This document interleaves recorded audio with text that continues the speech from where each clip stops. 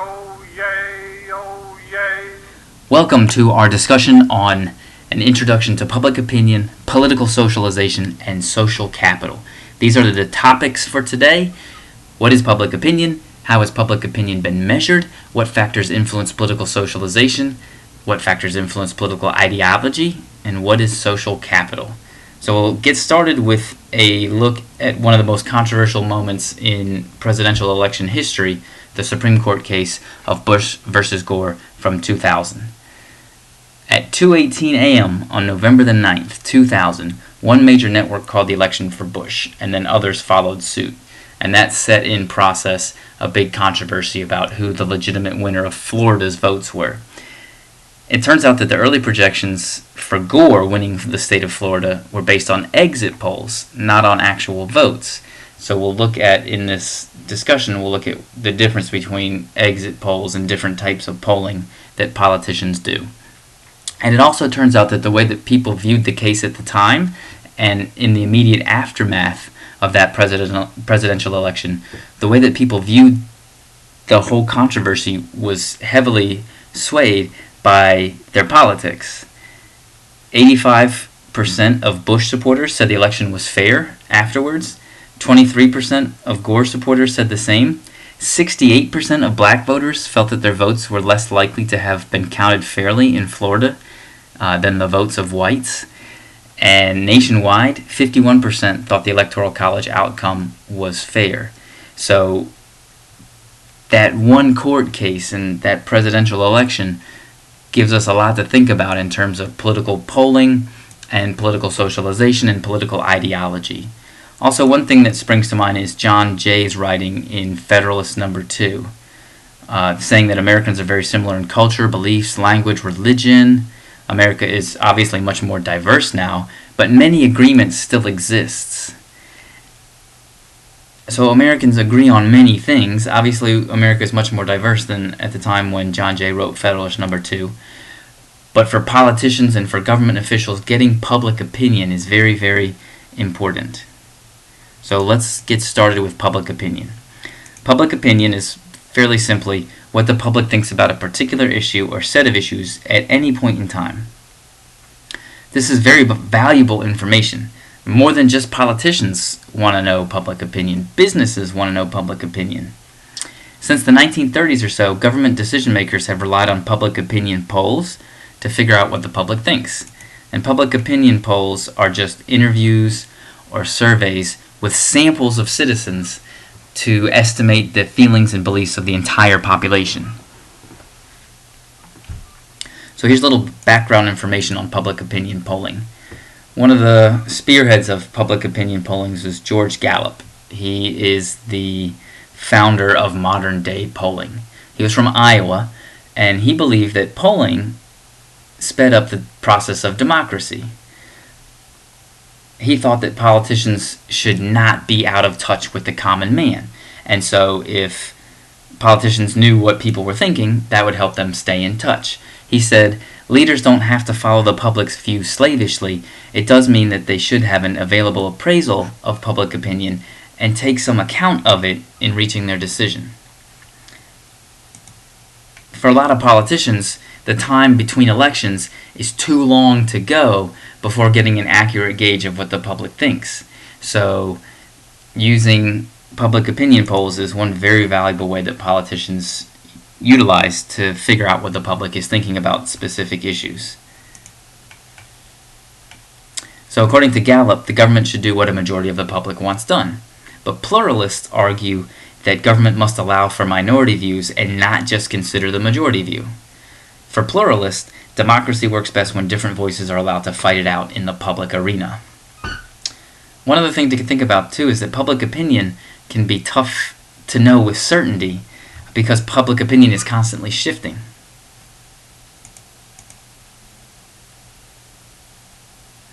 And one big question is, do polls drive public opinion, or does public opinion drive the polls? And we'll get into a little bit later something called the bandwagon effect, where if a poll says something, then maybe people will start to have that be their belief with what the poll is reflecting. So politicians have always tried to change and win public opinion. Some prominent examples are the Federalist Papers, which tried to drum up support for the United States Constitution. Common Sense and the Crisis by Thomas Paine increased support and patriotism for the Revolutionary War. Harriet Beecher Stowe's Uncle Tom's Cabin. It convinced many Northerners of the justness of the abolitionist cause. In order to increase support for World War I, the government instituted the Committee of Public Information, which brings up the question of should government be able to easily manipulate public opinion.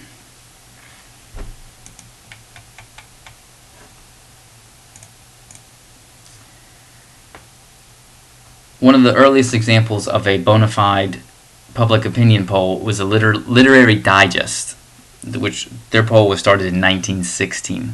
They used something called a straw poll. A straw poll is an unscientific survey used to gauge public opinion on a variety of issues and policies. And the reason that these Literary Digest polls were straw polls is because a lot of them involved postcards, and the readers would have to send in the postcard. So the readers would have to take the initiative to complete the poll.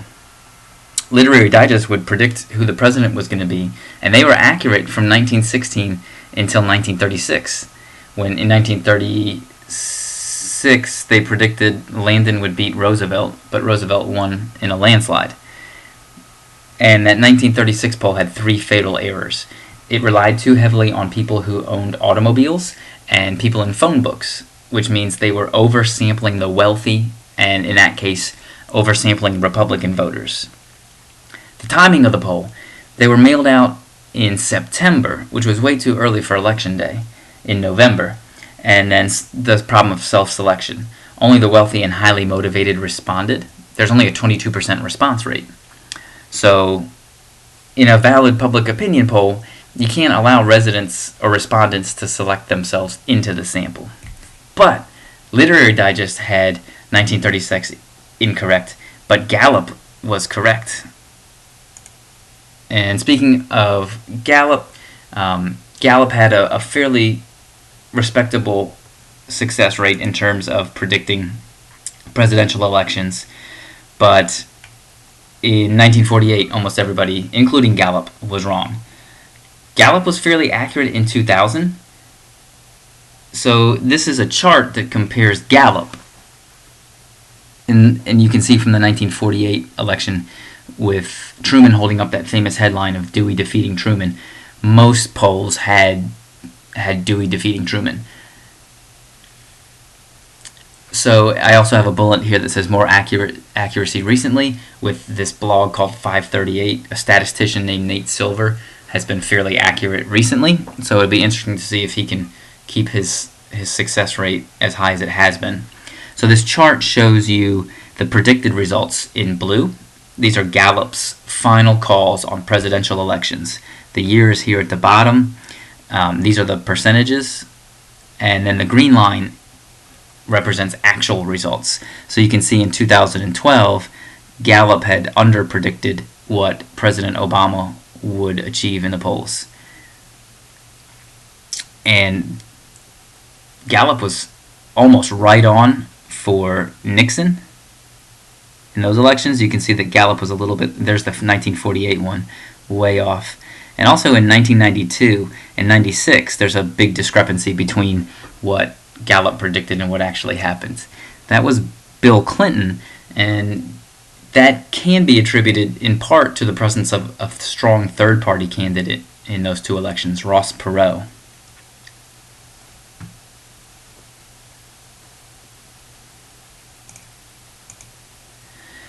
So, to change gears a little bit, we're going to look at political socialization.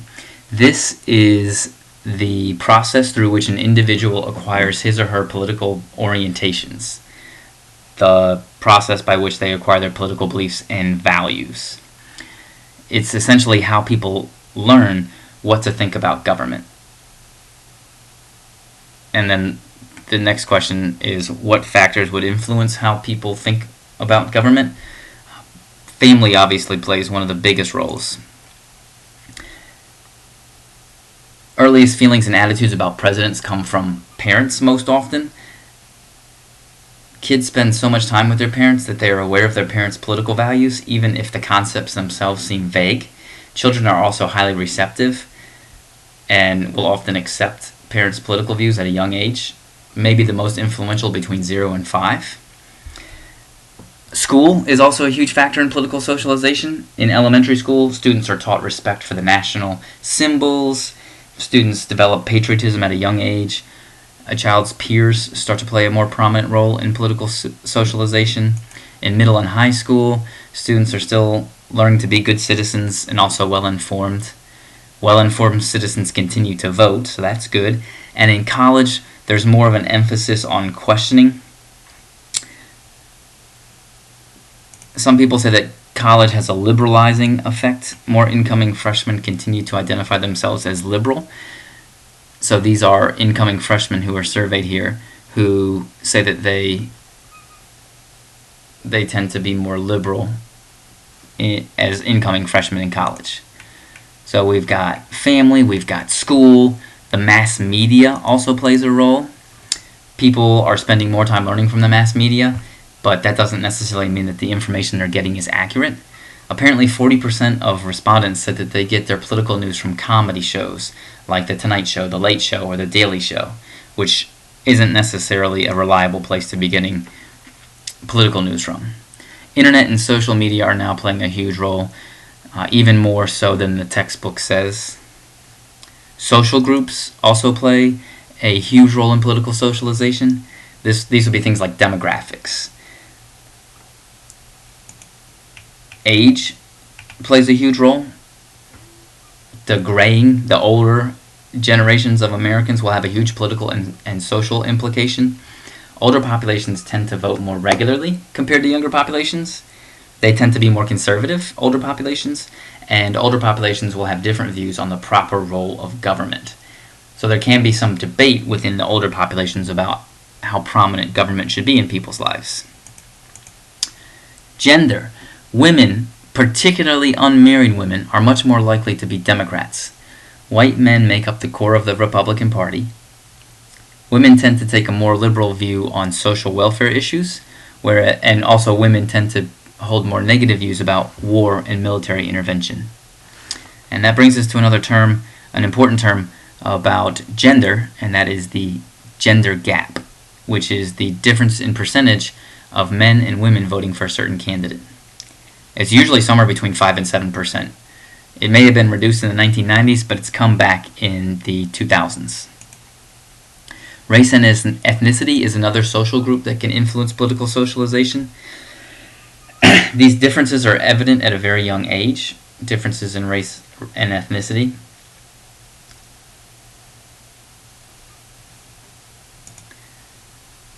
The direction and intensity of these traditional historical minority groups can be very different compared to white voters. So with this list of prominent topics in politics, the war in Iraq, affirmative action, government-sponsored healthcare, different ethnic groups and different racial groups can view these current events differently than white voters. Hispanics and Latinos tend to be aligned with the Democratic Party, except for Cuban Americans in Florida, especially in the Miami-Dade County area. These typically are Cuban Americans who have fled communism under Fidel Castro and tend to line up more with the Republican Party. Religion plays a huge role in political socialization. For much of the 1900s, faith-based political activism happened on the left.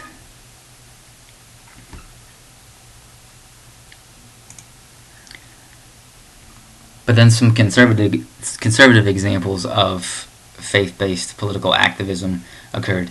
Nixon's silent majority, the 1980s moral majority, the Christian coalition that played a role in George W. Bush's election to the presidency. After party identification, religion is the largest predictor of vote. Churchgoers are 2-to-1 conservative. Protestants are more conservative, especially evangelical Protestants, and Jews tend to be the most liberal. They tend to vote Democratic. And here's a look at how different religious Jews and Catholics and Protestants identify themselves. So you can see the red line Jews identify themselves as liberal. Region plays a role in political socialization. The South tends to favor a return to states' rights. So in some areas, the South can lag behind the rest of the United States in support for civil rights. The South is also much more religious compared to the rest of the nation. It's more Protestant. It has the highest church attendance in the country. The Christian Coalition was largely a Southern-based movement. So the South also tends to support military defense. The west coast of the United States and the New England area tend to be more liberal. The Midwest is also fairly conservative. Also, key events can have a huge impact in how people think about government. After Nixon's resignation, people learned government is not always right or honest, and perhaps that was probably reignited with Clinton's impeachment. Some events inspire patriotism among the public, like JFK's assassination, 9/11, and military campaigns in general. Okay. Looking at the 2004 presidential election between George W. Bush and John Kerry, you can see the red line is for Bush, the blue line is for Kerry. You can see there is a gender gap here for men and women. There's a huge difference between race and ethnicity. There's a difference in age, although that 18 to 29 and then 60 plus, that leaves out a certain age group.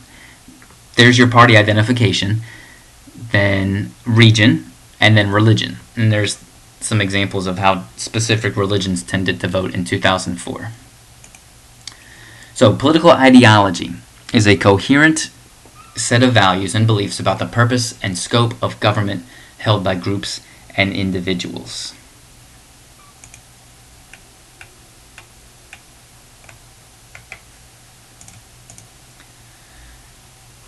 So for conservatives typically favor smaller government, limited social welfare, reduced regulation of business, and very strong opinions about social issues like abortion or same-sex marriage.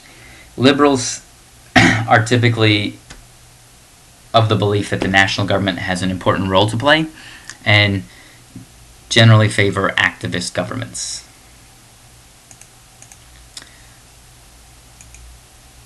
So why we form political opinions? Ideologues think about politics and vote strictly on the basis of liberal and conservative. They follow the ideology. Others vote based on party affiliation. Other influences may sway people when they vote, like personal benefit, political knowledge, cues from leaders. So let's look at those three things. Personal benefits. People will vote with their pocketbooks, so things like taxes and retirements and civil rights and affirmative action, they can all influence how people would vote because they influence people directly. Political knowledge and political participation are reciprocal, so people tend to vote when they have a great deal of political knowledge. Today's college graduates have less civic knowledge compared to 50 years ago. Men tend to be more politically knowledgeable than women, although women tend to vote more than men. And then cues from leaders.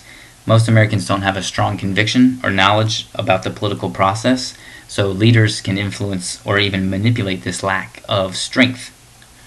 Presidents can use their bully pulpit, which is this opportunity, this great chance that presidents have to influence the public through the prestige and the power of their office. When presidents go on TV, for example. Okay, social capital is the attitude, spirit, willingness of people to engage in civic activities, the connections and bonds that people can draw on to solve common problems. There's extensive debate about a decline in social capital in the United States in recent decades. Social capital is essential for a civil society to function.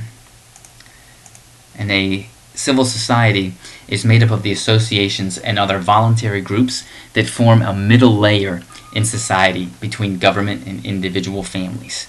And that takes us to the end of Lecture 2A. Hope it helped. Good luck studying.